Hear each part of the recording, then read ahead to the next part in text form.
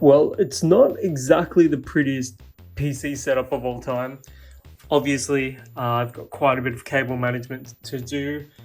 Um, that's an i3-6100. That's a HD 5450. This is just like a little emulation machine for retro games that I've put together at the moment. I've got Rufus and I've installed the brand new Windows 11 24H2, I believe it is. But over here, it's yeah, aside from this power supply being a little loud, this entire like case and power supply that cost me $20. The rest of the parts I've had on hand for quite a while, but I mean, this is a pretty promising like little retro gaming PC. Let me just show you the most annoying part of this entire build though, and it's not the slight whine from the power supply, which is otherwise in pretty good condition. Let me just zoom in a second here. This 4-pin CPU power connector, it goes, I can't really route it properly. So that's quite annoying. I mean, it could be worse. It could be a legitimate problem I'm dealing with, but it's just a little annoying. Is it just me, or is cable management the worst part of doing any sort of computer build? It is my weakest aspect when it comes to building computers. The knowledge aspect, I'm, top notch, get top marks for. But cable management, I mean, look at this little guy right here. Absolutely ridiculous. Oh my God. But I mean, once I do cable management a little better, and you can only do so much in like an open case like this, there's nowhere to really hide the cables. I mean, I suppose I could like put them in through there and then route them behind the motherboard a little bit, but it's always just going to be a little unsightly because of that CPU power connector. You know, it's funny because I've also got this GT 620 that I got out of a HP pre-built that I bought my grandmother at one point. This, I used to play State of Decay, 1080p medium settings, I believe. And it was pretty effective, honestly. It still works. This is a classic right here. I believe it's a little less powerful than the GT 710, but we've got a pretty good lineup of low power, silent, virtually silent GPUs here. HD 5450, GT 710, GT 620, although this will obviously be a little louder because of that tiny little fan, and when those tiny little fans ramp up, they do get pretty loud, honestly. Now that is what I call progress.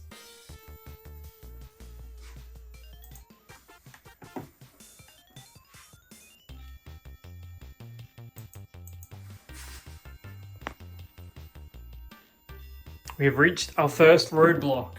I need to go grab a keyboard quickly.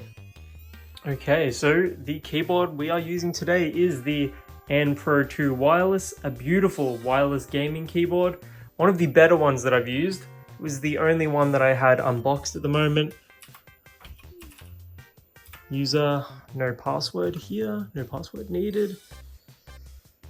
I mean, just look at that. It's quality. Has awesome RGB lighting effect. Enter, enter, enter.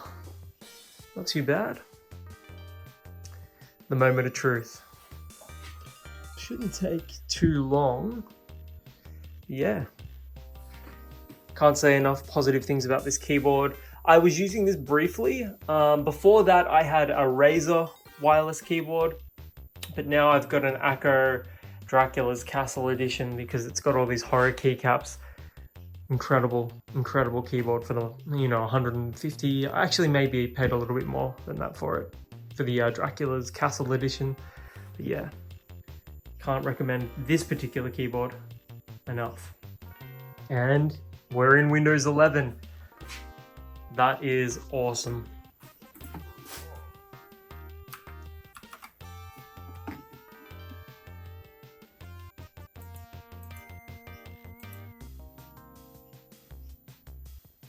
Gigs DDR4. All right, we can take this out now. That is what I'm talking about.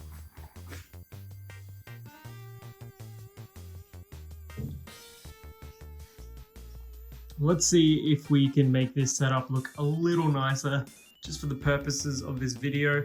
Pretty stoked with this, honestly, so far. Oh, I've also got to put in the wireless adapter. Hopefully that finds it straight away. It may not. Nah, I'm gonna have to. I've got the drivers around here somewhere. So in my quest to find the USB that contains the drivers for that Wi-Fi adapter, I realized something pretty hilarious, and that's the HD5450 that I had in there for the GPU performs worse than the onboard iGPU on the i3-6100, which I don't know about you, but I find that quite funny. All right, so just a bit of an update here. I've spent the last 45 minutes trying to find the right USB drive with the Wi-Fi adapters drivers, but unfortunately haven't been able to. So I've had to resort to Ethernet and hopefully access to the internet. That way we'll just auto install the Wi-Fi adapters drivers, but you know, that's kind of a long shot when it comes to these sorts of problems. In the meantime, I have a 6-pin PCIe power port here. I have a 6-pin power adapter here, so I can actually install a decent GPU here. It's just a matter of trying to find something that will fit with the sort of limitation that this 4-pin has given me. Just that annoying amount of space there. Doesn't give me a lot of options, but I reckon I can find, you know, something suitable here. I had a delightfully devilish idea. What if I had fast food and disguised it as my own cooking? I'm just kidding with you. I have an RX 570 4GB here, and this is a solid 1080p gaming GPU, even to this day in 2024. But the only option I have is these adapters. This could be a potential fire hazard, or maybe an incredible idea. In the meantime though, the updates are coming in thick and fast. Oh, that will be the display adapter or the display driver. But, what do I do? Decisions.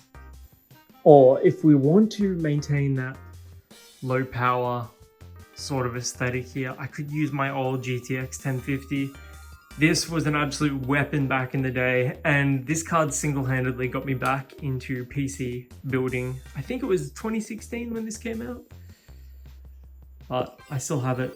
I just can't really get rid of it. The only thing is I misplaced the low profile bracket, so I can't actually use this on a low profile PC, but for a full-size build like this, it's not an issue. But yeah, even the GTX 1050 still holding up pretty solidly today, although that 2GB of VRAM is an issue. Or, coming in a little left field even more, although this is too powerful a GPU for this build, we've got my RTX 2060 here. It's in pristine condition, but yeah, this was a weapon back in the day as well. Okay, I actually settled on a GPU, GT730.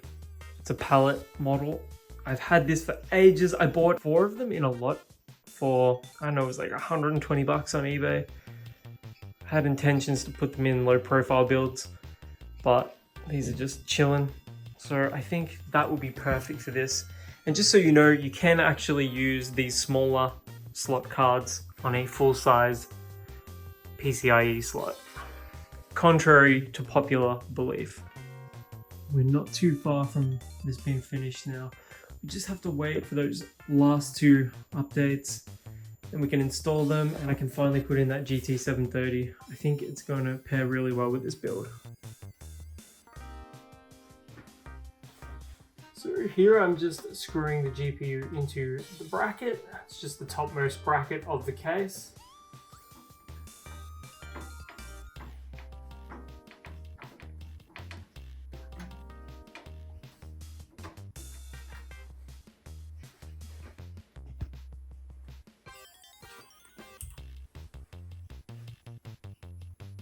Perfect.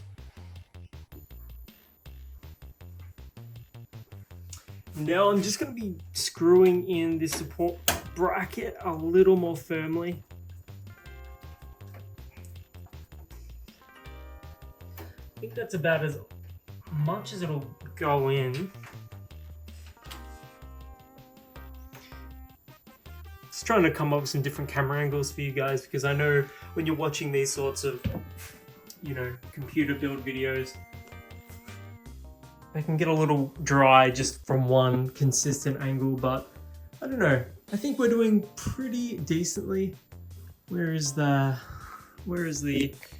driver for the 730? It's got to be there somewhere. Pretty sure that'll just auto install for the time being. But yeah, here it is with the bracket on and it plugged into the GT 730. Try and get a good little angle down there. Honestly, not the worst little system here. Pretty happy with how this one's turned out. I'm also pretty stoked with the LED lights inside the motherboard. I was like, where the hell are they coming from? But they're like up there. Nice little feature. Like, it's not so much a feature, I suppose. Just adds a little bit of visual flair to the case and the motherboard combination.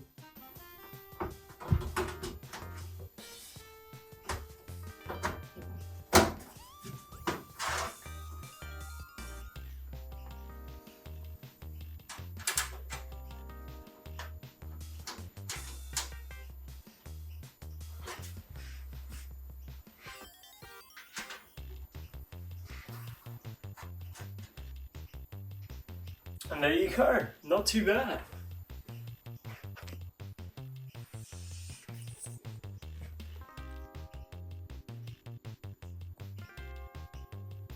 Here's a cleaned up and slightly more polished version of the computer. I've cleaned the case a little. Not too bad. It's in pretty good condition. The case, the motherboard, I've kept everything well over the years. And now this can go out into the world as like a functioning computer.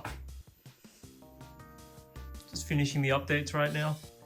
Yeah, pretty happy with how this one turns out. So the GT 730 installed without issue, as you can see there, 2 GB of VRAM.